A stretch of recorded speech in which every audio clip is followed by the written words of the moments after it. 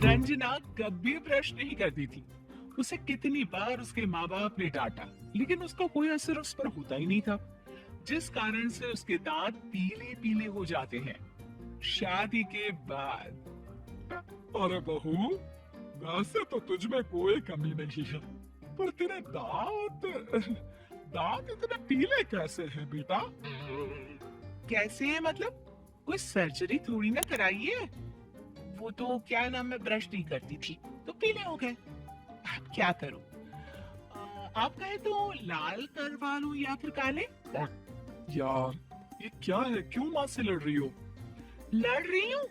अरे मैं लड़ रही हूँ या ये बोल रही है कि दांत पीले हैं, पीले?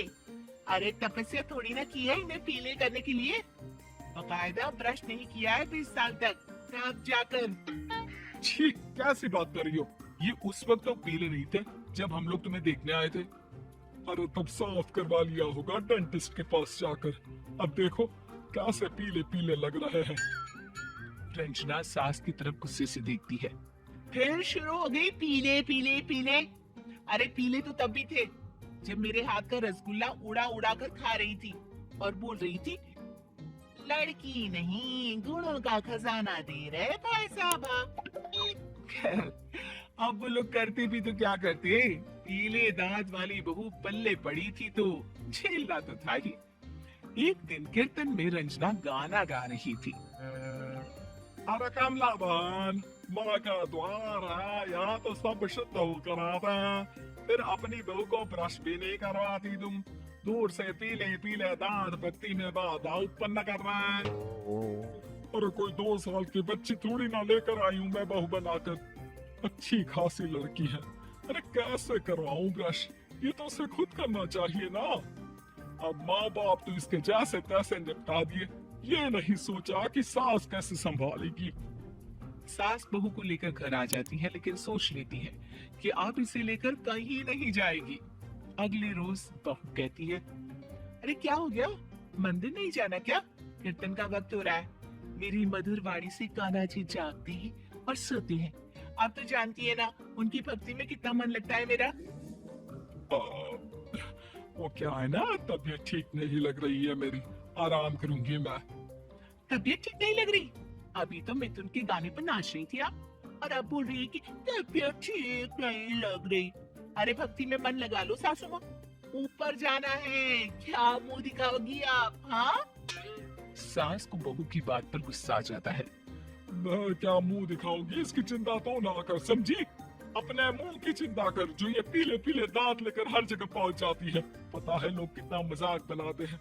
ना जी ना, मैं नहीं जाना कहीं तेरे साथ। तो ये बात है। कोई ना, मत जाओ, मैं अपने कमरे में ही बैठकर भक्ति कर लूंगी। ऊपर वाला दांत थोड़ी ना दिखता है, मन दिखता है, भावना दिखता है। और अरे बस बस, तू सब कुछ दिखा, बस ये सफेद चमकदार दांत ना दिखाना किसी को, है? जा यहाँ से। बहू को सास की बात का कोई फर्क नहीं पड़ता, वो तो जैसी थी वैसी ही रह जाती है। सुबह नहाकर किचन में खाना बनाना, फिर खाना खाना, कीर्तन भजन करना और सो जाना। एक दिन, माँ जी मैं सहेली के घर जा रही हूँ, शाम को लेट आऊंगी।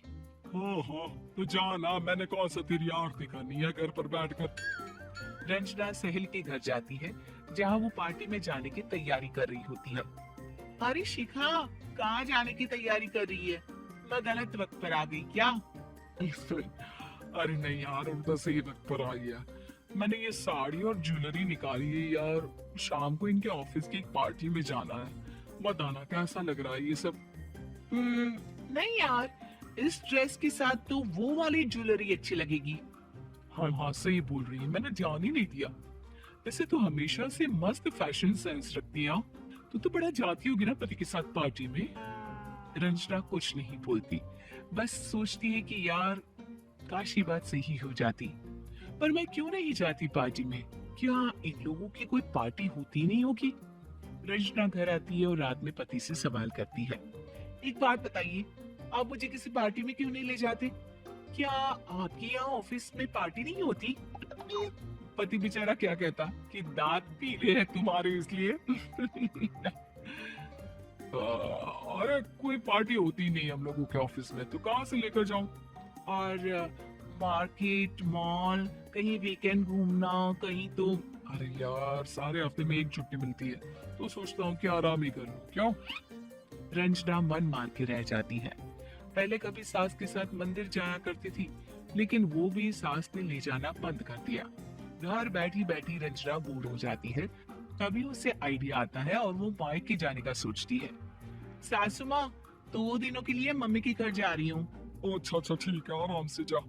और हाँ, माँ से कुछ अच्छी आदत सीख कर आना कि कैसे शरीर के हर बात की तरह दांतों की सफाई भी जरूरी होती है, समझी?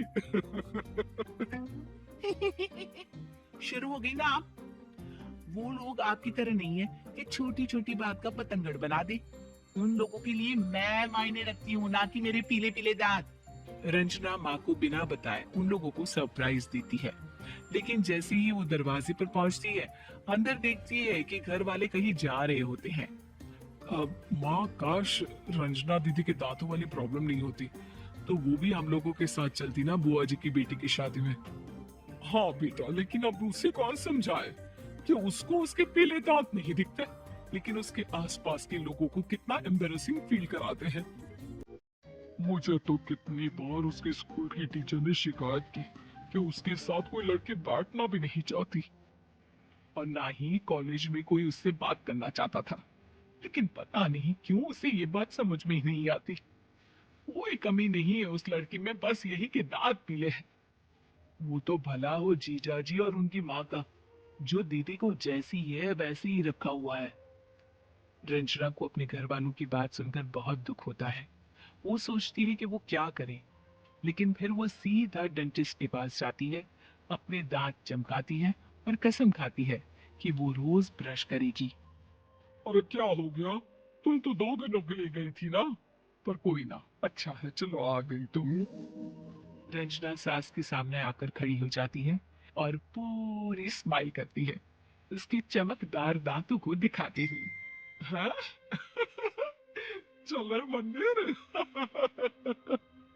माँ, मुझे माफ कर दीजिए, मैंने आप लोगों को बहुत एम्बेरसिंग फील करवाया। मैं आज से रोज ब्रश करूंगी।